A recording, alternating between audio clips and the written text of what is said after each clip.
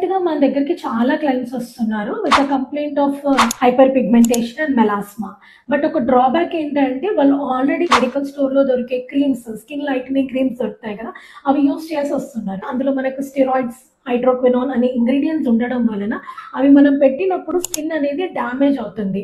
దాన్నే మనము multiple chemical sensitivity అంటాం. ఏమవుతుంది అనంటే స్కిన్ బాగా రెడ్ అవ్వటం, ఇన్ఫ్లేమ్ అవ్వటము, బాగా డ్యామేజ్ అవ్వటము, స్కిన్ బ్యారియర్ లాస్ అని అంటాం. సో ఇట్లాంటి క్లయింట్స్ కి మనము స్కిన్ అంటే ఆ హైపర్ పిగ్మెంటేషన్, మెలాస్మా క్యూర్ తో పాటు ఏదైతే స్కిన్ బ్యారియర్ లాస్ ఉంటుందో దానికి కూడా రిపేర్ చేయాలి. సో ఫస్ట్ థింగ్ వాళ్ళకి 2 టైప్స్ ఆఫ్ ట్రీట్మెంట్ సజెస్ట్ చేస్తాం అప్పుడు.